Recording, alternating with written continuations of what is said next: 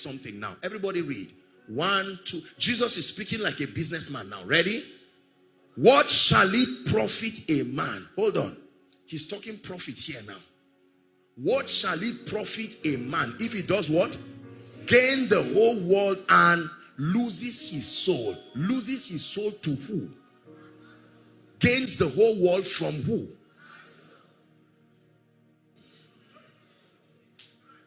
I will show you that there is a transaction that this woman does that you don't pay with money. You pay with your soul. When Satan came up the mountain and met Jesus, he said, bow to me. Let me save you the rigor of going through these mountains one by one. All the kings there, I put them. Bow to me and I will give you everything. He said, for it was given to me. What shall it profit a man? So there is a technology in the spirit. Watch this. Babylon has a system of increasing men. But you can know whether a man is increasing from the economy of Babylon or the kingdom's economy by one litmus test. Watch his soul. If your soul dies as your wealth grows, there is a fraternity. Because Babylon has an assignment to extract away your soul in exchange for things. Please hear what I'm teaching you tonight. Are we together? You were a prayer warrior before the business came. But the business came and was so constructed in a way that you can't pray again. So your prayer life is going down, but your wealth is increasing. An exchange has happened in the realm of the spirit. 3 John. 3 John 1 is just one. 3 John 1. Let's go to verse 2. 3 John.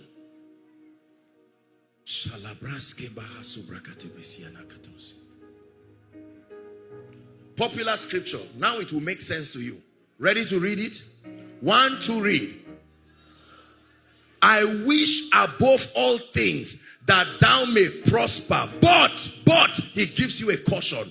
Make sure that your prosperity is also even as your soul prospers. This is what the devil will never give you.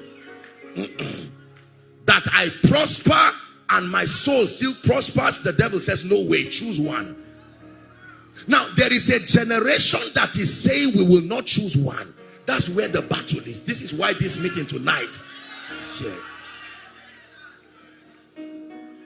It has never been that you can choose wealth and your soul too. You have to choose one. Choose to be blessed, and then your soul goes in exchange as the collateral for your wealth, or the souls of your children. You have to give something. And now here comes a group of people who say, I will prosper, but even as my soul.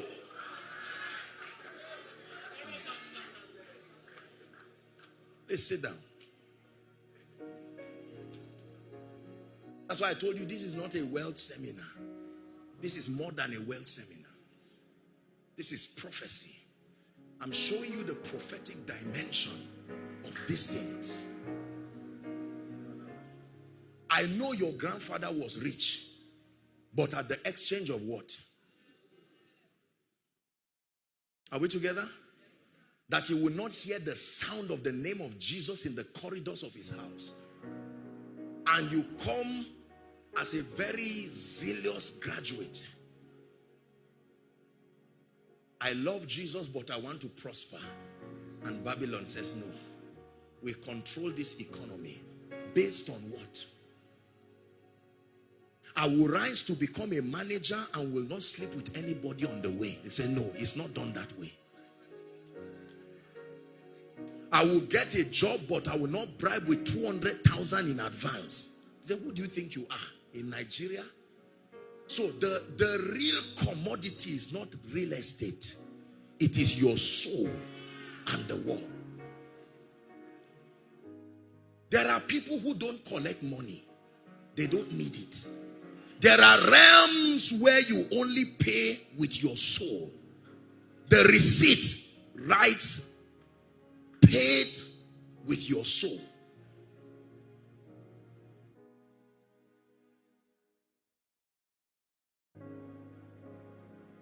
You want to do ministry and rise to regions where nobody knows your father and your mother. Who do you think you are? You want to build a church and you don't come and bow to us? We. They know themselves. They are all around the world. Let me tell you this. Hear me. If it is influence you want to rise to, let me give you a very good advice. There is a meter in the realm of the spirit of the rising of men where spirits look at. Once you have not gotten to that level, nobody comes to you. But there is a threshold level when you get to, the devil becomes interested in your case. Who is this lady who is rising like this? Okay? Many people like her.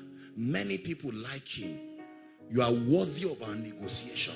And they will come to you. They will come as men and they will come as spirits. What I'm telling you this night, go and ask any blessed man. They will be angry with you or they will admit it. This is the other side of wealth that cannot be spoken. It's a realm where when you get there, you come out quiet. Saved or lost, just come out quiet. You are not allowed to discuss with anybody that is there.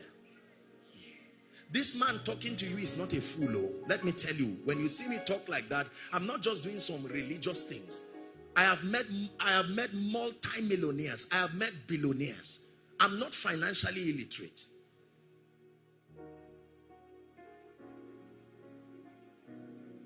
I'm about to share with you my testimony. It is true that no man can rise unassisted.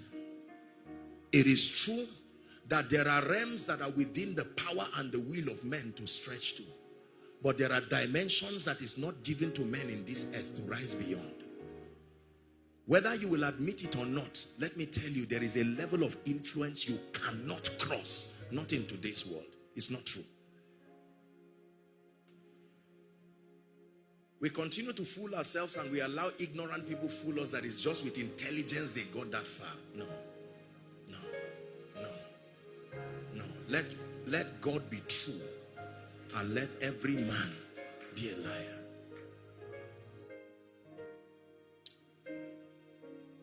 In 2007, until then, I had not taken the issue of finance seriously. I took anointing, God, ministry, and all of these things. Please listen. Am I wasting your time? Please, this night, your heart, this thing you are seeing, some of you are sitting here for the sake of your children. What I'm teaching you, I've already gotten it all. I've gotten it for myself.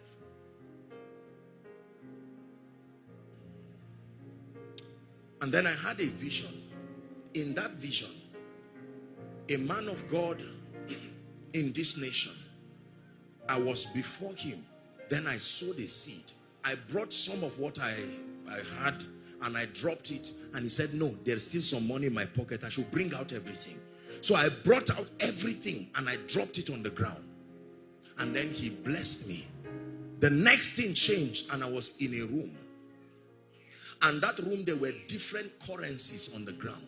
Pounds, dollars, naira, different other currencies. And then I was asked to pick some. Surprisingly, that lust of carrying all was not there. I just picked some of different currencies and I held it. And then I saw a light and I looked up. And I heard the audible voice of God. And I had 4 words. Massive kingdom wealth transfer. These words. Are we together now? Yes. And then a few years ago, I was praying. And this is when I confronted a spirit that I want to talk to you about. I was praying and crying that God will bless and lift his people. Then all of a sudden my ceiling just shifted. And standing before me was this creature. The eyes was as big as the head of a man. Like imagine that, and then the tail, it looked like a dinosaur, but the tail had its own life. I'm just sharing with you an experience. Are we together now? And it was looking at me with fierce anger, red eyes. And it says, so you think you can bring God's people into financial blessings.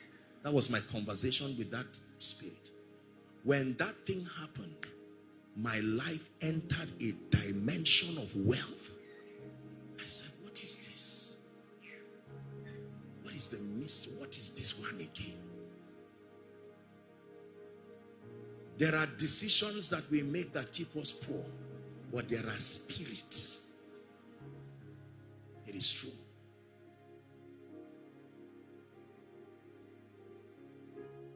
Are we together? This is what he's looking for. Your soul. Not your money. Not your bank account. You've heard the popular statement that they sold their souls to the devil. It's not a lie, and it's not a proverb. It is true. You don't sell your soul to the devil by meeting him and say, devil, take. No. If you intend to rise to a level where you become one who is a pillar for the coming revival, you can learn about prayer, you can learn about fasting. If you miss this lecture, you will pay for it, I guarantee you. You see what is happening? School fees is increasing. Parents, talk to me. House rent, land. We were having a discussion at lunch with pastor and his wife, and he was telling me of the price for one plot of land in this your area. I said, that's why people are angry. You see someone talking to himself alone and just moving and is angry, and you say, are you okay? Why will I be okay? You know, all that kind of thing. I mean, you see it happen. People talk on the streets, even when they are sleeping. That's how far depression can go when you reconfigure a human being to become something else. The concentration of members is less than 10 minutes. If they give you 10 minutes, their mind, they are looking at you, but they are not there again. Let me tell you the truth. I'm not just trying to make you laugh. These are serious issues. The top 3 reasons statistically confirmed why marriages fail. Number 1 is money and money related issues. Number 2, intimacy issues. Number 3, issues of in-laws and external influences. Money. Again, this money thing. The gospel is cheap, but it's expensive to take it to the lost. The body of Jesus was hanging on the cross. No prayer warrior could bring it down. No prophet. The prophets prayed Jesus from heaven to earth, but they could not pray Jesus from the cross to the tomb. No amount of intercession would take that body back, because the body was hung by a system that was antichrist. It took a man of wealth called Joseph of Arimathea. Your salvation that you are laughing as if it just happened in one small pit. Wealth played a role in bringing the body of Jesus down to his virgin tomb, as a prophet said it would be, for salvation to happen.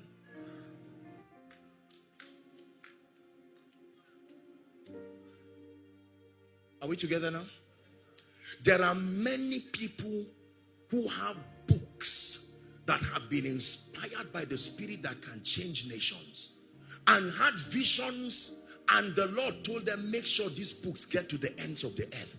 But the book has not gone beyond their community for one singular reason: not revelation, not lack of prayer, resources. We have many people in the music ministry here. They will tell you the challenges that they face, that you have to stand for truth. It's a difficult thing. If you don't have anybody you are taking care of, this message will not make sense to you. The average person in Nigeria has at least 3 or 4 people depending on your obedience to God's principles to eat. Some of them are our parents. Where will I start teaching my father mystery of this and wealth and will he learn?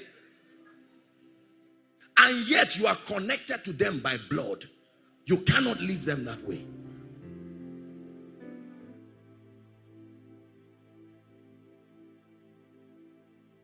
It's difficult to send our children to schools that subscribe to the value systems of the kingdom.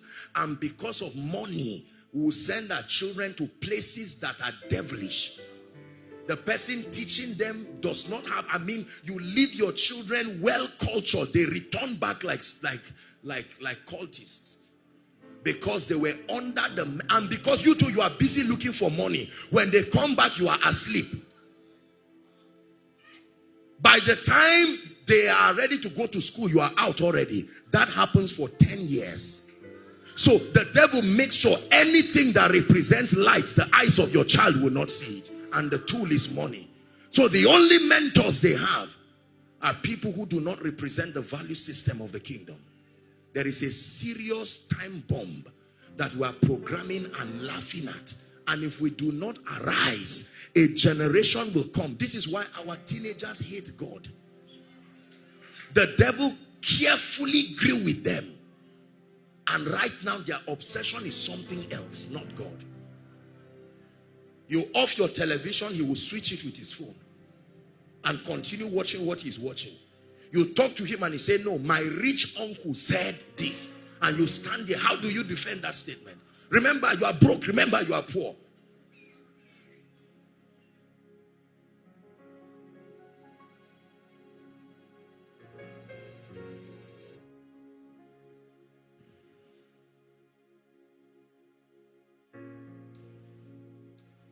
I was told about how much these people invest in sound just to have a concert. I couldn't believe it. I don't know how many houses you buy with that money. Is that true?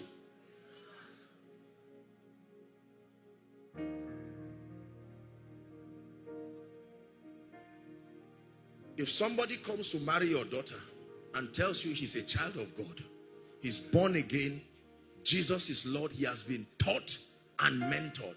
As honest as you are, you hate to do it, but you have to ask him, so young man, how are you going to take care of my daughter? If he tells you, don't worry, is it not God we are talking about here? Do you know how many people have married outside God's will because of money? They knew that this brother is the will of God. But they said, you know how life is. I mean, this is not my fault. They even explained to him and said, we know we are supposed to be together. But the reality is, I can't, you didn't try for me, so I have to just get another person. And on the wedding day, she's smiling. Will you take this person? Yes, I do. She knows she's in trouble. But the family is depending on that as a breakthrough.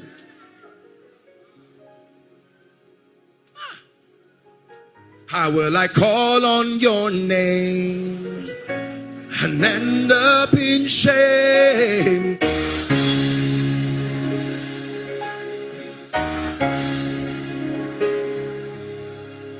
How will I bow down before you and then bow down before a man? Hey.